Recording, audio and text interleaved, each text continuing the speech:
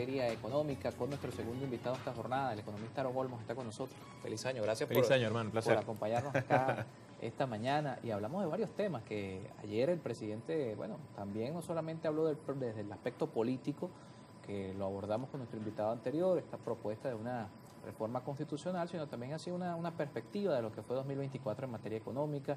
Dice el presidente que nuestro país creció 9 puntos porcentuales en su Producto Interno Bruto al cierre de 2024 y habló de 2025 como un año para la recuperación del ingreso real, para el tema de la indexación, que es clave, por supuesto, para el tema salarial. Empezando con 2024, crecimiento de 9 puntos porcentuales, compagina con lo que se ha visto en la calle. Mira, el 100% no.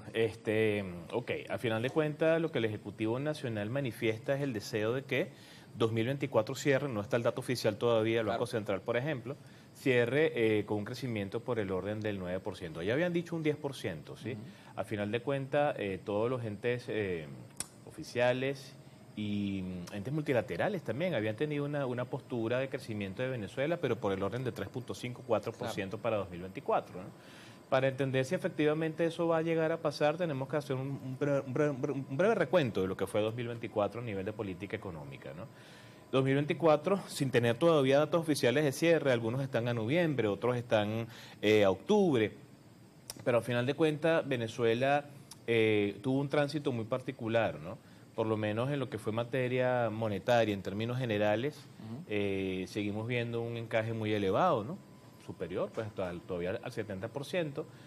La liquidez hasta noviembre, que es la mensual que está disponible en Banco Central de Venezuela. Enero a noviembre estamos hablando de un aumento del 122%, la anualizada 141%, ¿no? Que sigue siendo una cantidad de liquidez bastante elevada, ¿no? Cuando vemos el tipo de cambio, la política cambiaria, la intervención estuvo muy presente. La última intervención fue el 23 de diciembre. De 2023 el número de intervención. Totalmente. 184 millones fue la última que se hizo y eso totaliza 5.609 millones de dólares que se colocaron, que es 119% más, es decir, casi 20% más de todo lo que se colocó en 2024, ¿no? Al final de cuentas esto tenía un efecto, claro que sí, pero lo vemos a nivel también de distorsión de precios en el tipo de cambio, ¿no? El tipo de cambio oficial cerró con un incremento de un 44% y el no oficial del 70%, ¿no? El último dato que tenemos de la brecha, al 30 de diciembre, que fue el último día de publicación del tipo de cambio oficial de Banco Central, estamos hablando de una brecha que estuvo en el orden del 27%, ¿no? Entonces, con estos números, cuando nos vamos a lo fiscal, por ejemplo, vemos desde el punto de vista del presupuesto, hubo una solicitud de crédito adicional, una expansión del gasto público a final del ejercicio. Que no se vio en 2023, por cierto. Teníamos algunos periodos que no se veía correcto. este tema de la... De alguna manera, esto de alguna forma se justifica por los gastos que vimos al final, ¿no?, del ejercicio, ¿no?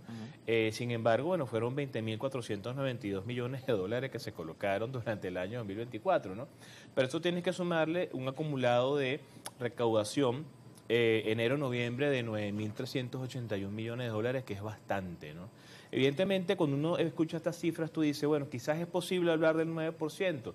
No necesariamente, realmente hay que ver el detalle, en términos de lo que fue el rendimiento de la economía a nivel productivo. Porque Venezuela sigue siendo una economía enana desde el punto de vista de la capacidad productiva que tenemos, ¿no?, en términos formales. Y desde ese punto de vista seguimos estando por debajo del 50% de la capacidad utilizada para generar bienes y servicios. Una economía no puede crecer solamente porque estás lanzando más cantidad de bolívares, estás interviniendo más en el mercado con el tema del tipo de cambio. Deberíamos crecer más por el orden productivo, industrial, claro. Y en ese sentido, hablando sobre el tema del tipo de cambio, que sin duda es uno de los factores que marcó el último trimestre del año, y esa brecha que hoy está por encima de los 20 puntos porcentuales, que el ciudadano no termina de entender qué es lo que está pasando con el dólar en este tema y cómo afecta también, por supuesto, en la variación de los precios. Porque allí hay como varias visiones. El gobierno y algunos voceros que han estado acá en nuestro espacio dicen, bueno, esto es una variación inducida, que la verdad es un instrumento político lo que está ocurriendo con el dólar paralelo, porque no existe explicación para que la variación se dé de esta manera. Sin embargo, hay quienes dicen, bueno, que esta es la consecuencia de una política errada de mantener un tipo de cambio de manera artificial, o lo que algunos han dicho incluso son devaluaciones programadas, porque Sí, el gobierno de alguna manera cuando inyecta va decidiendo cómo se desplaza ese valor. es que de hecho hubo un anclaje cambiario hasta el mes de septiembre, ¿no? Finales de septiembre el anclaje estaba alrededor de los 36. Todo lo que fue el mes de octubre hasta diciembre, el Banco Central de Venezuela, de mano del Ejecutivo Nacional, permitió entonces ese proceso programado de evaluaciones, un poco para tratar de acercarlo más al dólar del mercado real, ¿no? Y es allí cuando vemos entonces este incremento del precio de la divisa y esta alza de precio, esta mayor distorsión. El problema con esto, bueno, tú no puedes decir que esto es inducido, esto fue una decisión que se tomó, ¿no?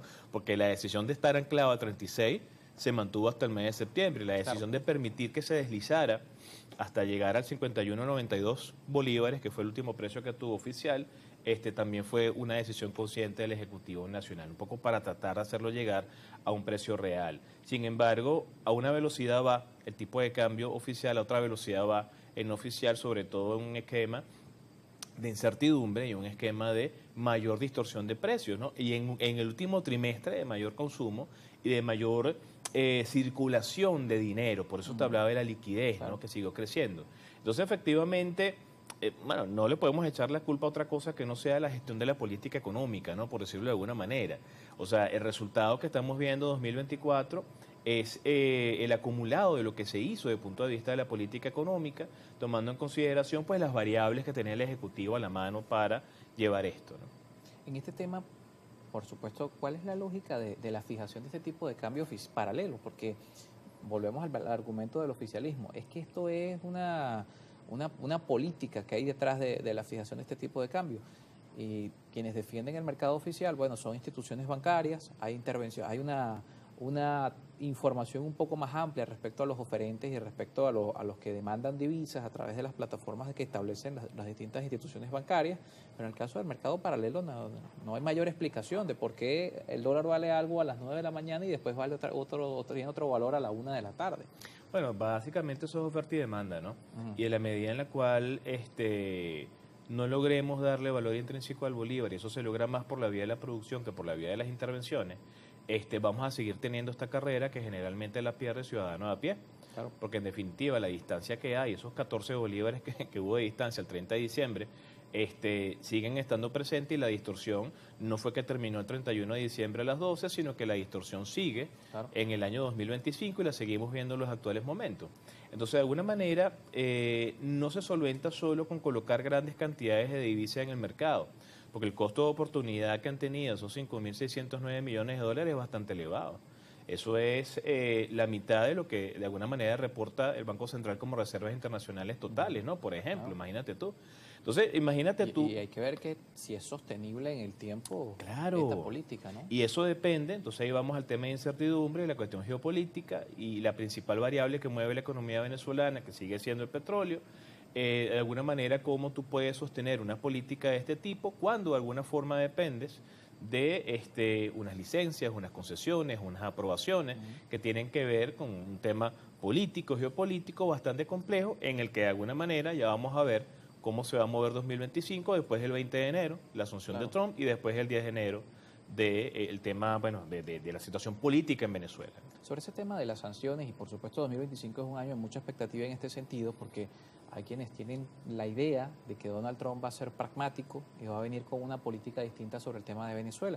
E incluso en esa primera locución que hacía mención a Venezuela, hablaba, bueno, si ellos no están dispuestos a aceptar a los migrantes, vienen más sanciones o vamos a colocar más sanciones, y decía que era absurdo comprarle petróleo a Venezuela porque Estados Unidos tenía más petróleo.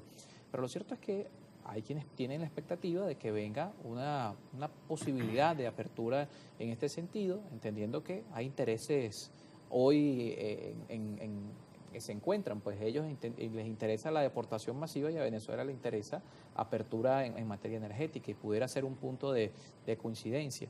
Pero ¿hasta qué medida realmente el tema sanciones es un factor determinante en la economía? Porque en su momento el mismo presidente Donald Trump, que encabezó la política de máxima presión, el país siguió, el país tuvo una senda de crecimiento pese al tema sanciones. Bueno, tú lo dices bien, hay dos palabras ahí muy importantes, ¿no? Una, por un lado, expectativa, y por la otra el tema de los intereses, ¿no? Ciertamente en 2014 Venezuela comienza este proceso de sanciones, ¿no? Direccionadas, particulares, pero al final de cuentas afectando la dinámica económica del país. De 2014 a la fecha ya van 10 años y como tú bien lo dices, hemos tenido periodos de recuperación y crecimiento, ¿no? Lo que te quiere decir que sí hay cierto nivel de afectación, pero que a nivel de la política económica y la política económica internacional siempre hay posibilidades, ¿no? Hay mercados que se abren, hay aliados estratégicos que están allí y de alguna manera, de hecho, de eso ha echado mano Venezuela en los últimos años, ¿no?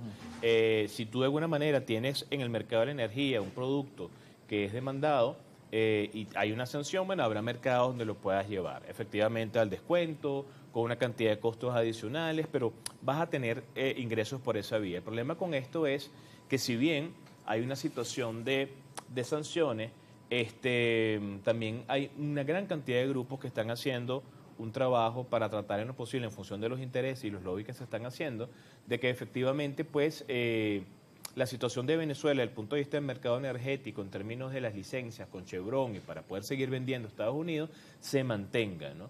El discurso de Trump, que es muy incendiario, no es que no lo conozcamos, ya lo conocemos, ya estuvo un periodo, claro.